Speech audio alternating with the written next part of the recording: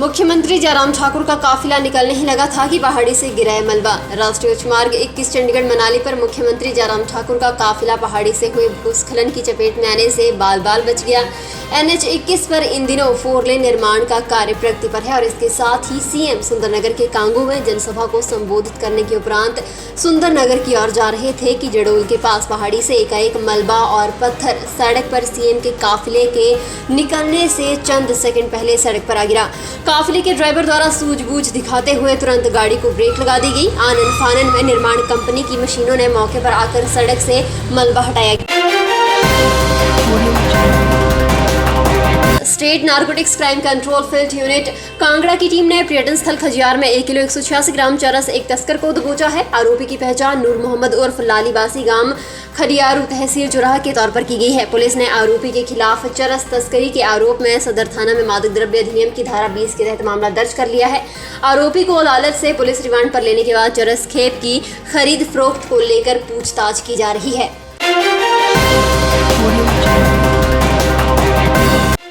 Corona पर सतर्क हुआ कांगड़ा जिला प्रशासन। जवाली स्कूल में 86 बच्चों के लिए थ्रोट सैंपल। राजकीय वरिष्ठ माध्यमिक पाठशाला जवाली में स्वास्थ्य विभाग की टीमों ने बच्चों के थ्रोट सैंपल लिए। स्कूल के वाइस प्रिंसिपल रमेश शर्मा ने बताया कि एहतियात बरतते हुए 86 बच्चों के थ्रोट सैंपल लिए गए हैं, जिनमें 8वीं, 9वीं और 10वीं कक्षा के विद्यार्थी शामिल हैं। उन्होंने कहा कि जब तक सभी बच्चों के थ्रोट सैंपल नहीं ले लिए जाते तब तक ये प्रक्रिया चलती रहेगी। प्रिंसिपल हरजीत ने बताया कि वाइस प्रिंसिपल की निगरानी में स्वास्थ्य विभाग की टीम द्वारा 102 बच्चों में से 86 बच्चों के थ्रोट सैंपल लिए गए हैं। जो बच्चे स्कूल नहीं आए हैं उनके भी सैंपल लिए जाएंगे।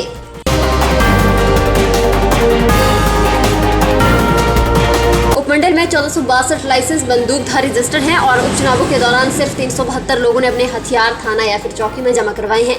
मामला विचारणीय है। क्या लोगों को इस बारे में जानकारी नहीं या फिर जानबूझकर लोग अपनी बंदूकें जमा नहीं करवाना चाहते? हालांकि जोगिंदरनगर पुलिस ने इस बारे में गाड़ी से अनाउंसमेंट भी की कि अपने अपने हथियार थाना या फिर संबंधित पुलिस चौकी में जमा करवाएं, अन्यथा कानूनी कार्रवाई होगी।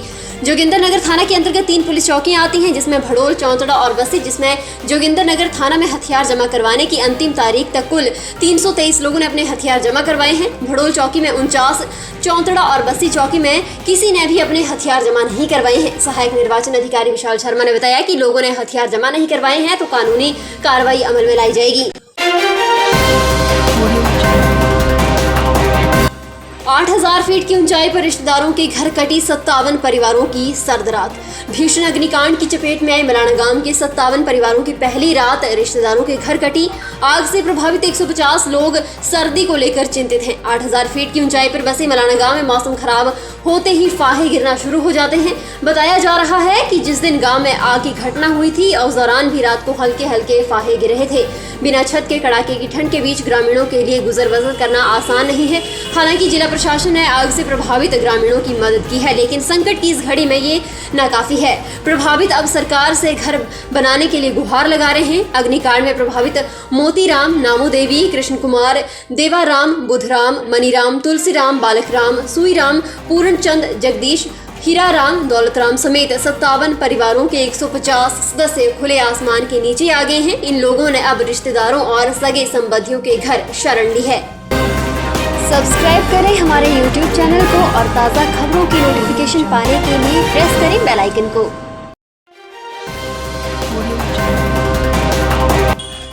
जिला मंडी में 1228 पोलिंग पार्टियां मतदान केंद्रों के लिए रवाना होना शुरू। संसदीय क्षेत्र मंडी के उपचुनाव में 30 अक्टूबर को होने वाले मतदान के लिए गुरुवार को जिला मंडी में 1228 पोलिंग पार्टियां मतदान केंद्रों के लिए रवाना होनी शुरू हो गई हैं। मतदान केंद्रों में करीब 4000 पुलिस जवानों का पहरा रहेगा। 5000 से अधिक सरकारी अधिकारी और कर्मचारी मतदान केंद्रों में ड्यूटी पर तैनात रहेंगे। मंडी संसदीय क्षेत्र के उपचुनाव में मतदान के लिए 2365 मतदान केंद्र बनाए गए हैं। इसमें 1228 मतदान केंद्र मंडी जिले में ही है। हर पोलिंग बूथ पर करीब 8 कर्मचारी तैनात रहेंगे। इनमें हर बूथ पर 4 मतदान कर्मियों के अलावा 2 सुरक्षा कर्मी, 1 बूथ स्तरीय अधिकारी और कोरोना के चलते स्वास्थ्य सुरक्षा नियमों के पालन के लिए 1 स्वास्थ्य कर्मी ड्यूटी पर रहेगा। निर्वाचन अधिकारी अरिंदम चौधरी ने बताया कि सुबह पोलिंग पार्टियां रवाना होनी शुरू हो गई हैं। 15,000 फीट की ऊंचाई पर बुरन पास में बर्फ में दबे 3 ट्रैकर के शव निकाले। 15,000 फीट की ऊंचाई पर स्थित बुरन पास में बर्फ के बीच दबे 3 ट्रैकर के शवों को गुरुवार को निकाल लिया गया है। आईटीबीपी की 17वीं बटालियन के जवानों के लिए -डिग्री तापमान में इस अभियान को अंजाम देना चुनौती से कम नहीं था। बीते शनिवार को रोहडू जांगलिक से किन्नौर जिले की सांगला वैली के लिए निकले 22 सदस्यीय ट्रैकिंग दल में 3 लोगों की मौत हो गई थी, जबकि अन्य लोगों को रेस्क्यू टीमों ने सुरक्षित निकाल लिया था। क्षेत्र में भारी बर्फबारी होने के कारण शवों को निकालने में परेशानियों का सामना करना पड़ा।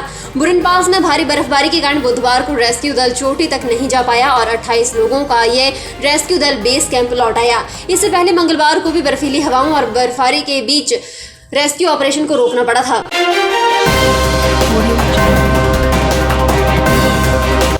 प्रदेश सरकार ने मांगा प्राइमरी और मिडिल स्कूलों का ब्यौरा। हिमाचल प्रदेश हाईकोर्ट ने राज्य सरकार से प्राइमरी और मिडिल सरकारी स्कूलों का ब्यौरा मांगा है। मुख्य न्यायाधीश मोहम्मद रफीक और न्यायाधीश सवीना ने राज्य सरकार से पूछा है कि प्रदेश में कितने प्राथमिक और मिडिल स्कूल हैं, क्या उन्हें किसी प्रकार की छोटी बड़ी मरम्मत की आवश्यकता है, क्या ऐसे स्कूलों में बिजली कनेक्शन है, क्या ऐसे स्कूलों में शौचालय हैं, क्या छात्र और छात्राओं के लिए अलग अलग शौचालय हैं, स्कूलों के रखरखाव के लिए वार्षिक बजट का आवंटन क्या है, क्या सरकार के पास छात्रों की अनुपात और उपलब्ध कक्षाओं की संख्या के आधार पर अतिरिक्त कक्षाओं के निर्माण की योजना है, पिछले 5 वर्षों के दौरान कितने नए स्कूल भवनों का निर्माण किया गया है, क्या भारत सरकार की स्वच्छ विद्यालय योजना के नाम से जानी जाने वाली योजना राज्य में सभी सरकारी स्कूलों के लिए लागू की गई है, यदि हाँ तो कितने स्थानों पर। तमाम ब्यौरा शपथ पत्र के माध्यम से न्यायालय के समक्ष दाखिल करने के आदेश जारी कर दिए गए हैं।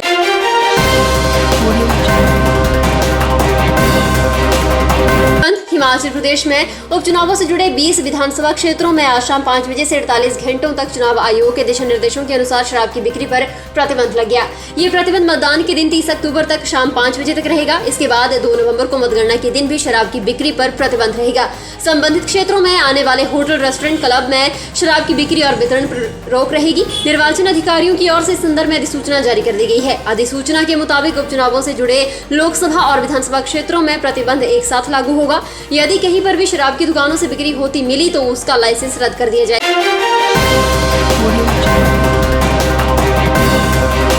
उद्यान विभाग बिलासपुर द्वारा प्रदेश के पूर्ण राज्यत्व दिवस के स्वर्ण जयंती वर्ष और आजादी के अमृत महोत्सव श्रृंखला के उपलक्ष्य में 1 दिवसीय जिला स्तरीय उद्यान प्रदर्शनी और प्रशिक्षण शिविर का आयोजन किया गया। शिविर की अध्यक्षता सदर विधायक सुभाष ठाकुर ने की। इस अवसर पर सुभाष ठाकुर ने अपने संबोधन में कहा कि हमारा प्रदेश कृषि प्रधान प्रदेश है और 70% लोग गाँव में रहते हैं और अपनी आजीविका के लिए कृषि पर निर्भर है। उन्होंने कहा कि प्रदेश की सरकार किसानों की आय दोगुनी करने के लिए प्रयासरत है और इसी कड़ी में अनेक प्रकार की योजनाएं किसानों के हित में चलाई जा रही हैं, जिनका किसानों को लाभ उठाना चाहिए।